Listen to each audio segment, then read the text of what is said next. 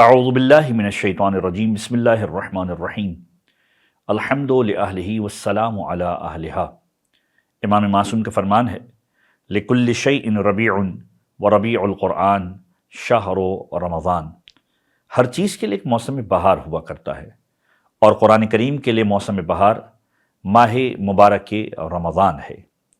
ماہ مبارک رمضان کی ان بابرکت ساعتوں کو مزید بابرکت اور بارونق بنانے کے لیے قرآنی سلسلہ، جس میں آج ہم گفتگو کریں گے قرآن کریم کی اس سورے کی کہ جو سورہ خود ختمی مرتبت احمد مجتبیٰ محمد مصطفیٰ صلی اللہ علیہ وآلہ وسلم کے نام پر ہے۔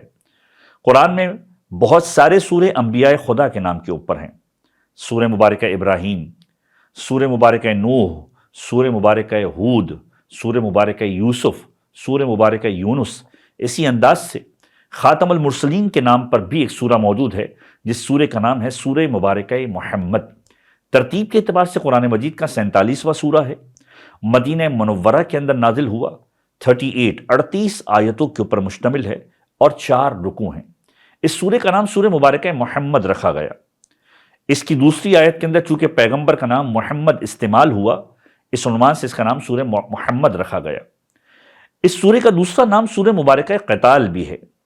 اس میں چونکہ جہاد اور قتال کی آیتوں کا تذکرہ ہے، اس لیے اس کو سورہ قتال کے نام سے بھی یاد کیا جاتا ہے۔ یہ ان سوروں میں سے ایک سورہ ہے کہ جن سوروں میں پروردگار عالم نے دشمنان اسلام کے ذکر سے قرآن کے سورے کو شروع کیا۔ قرآن کے کچھ سورے پروردگار کے دشمن، اسلام کے دشمنوں کے تذکرے سے شروع ہوتے ہیں۔ اس میں سورہ مبارکہ انعام، سورہ مبارکہ توبہ، سورہ مبارکہ احزاب، سورہ مبارکہ محمد، سورہ مبارکہ منافقون اور سورہ مبارکہ معارج شامل ہیں۔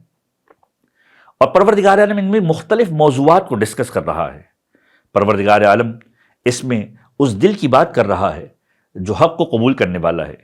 پروردگار فرماتا ہے اس انداز سے کہ یہ دل وہ ہوتا ہے جو توفیقات کا مرکز ہوتا ہے۔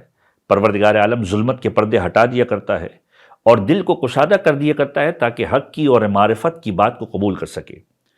2 طرح کے دل، ایک کشادہ دل اور ایک سنگ دل۔ کشادہ دل امیر المؤمنین اور حضرت حمزہ جیسے دل، سنگ دل ابو لہب اور اس طرح کے لوگوں کے دل۔ قرآن کی آیات کا اثر لوگوں پر کیا ہوتا ہے؟ جب قرآن کو سنتے ہیں ان کے رونگٹے کھڑے ہو جاتے ہیں، قرآن کی تاثیر انہیں دکھتی ہے۔ قرآن نے ہر طرح کی مثالیں دی ہیں۔ قرآن نے مشرک اور موحد، شرک کرنے والے اور توحید پرستوں کے لیے مثال دی ہے کہ ان کی مثال ایسی ہے کہ ایک غلام ایسا ہو کہ جس کے 2 بد خصلت مالک ہوں، دونوں کو خوش کرنے کے چکر میں پوری زندگی برباد کر دیا کرتا ہے، دونوں خوش نہیں ہوتے۔ لیکن موحد کی مثال ایسی ہے کہ جس کا ایک مالک ہو اور وہ جیسا چاہے ویسا کرے، تو خدا کہتا ہے پسند کرتے ہو کہ تمہارے 2 بد خصلت مالک ہو یعنی مشرک بنو، یا ایک مالک ہو جس کی تم بات سنو۔ قرآن نے اس سورے کے اندر جہاد کا حکم دیا اور جنگی اصول کو بتایا کہ اگر کوئی شخص جنگ کرے، جنگ کرنے کے بعد اگر فتح یاب ہو جائے تو اس کا طریقہ کار دشمنوں کے ساتھ کیسا ہونا چاہیے، کس حد تک اسے جانا ہے آگے اور کس انداز سے اس کا رویہ رکھنا ہے۔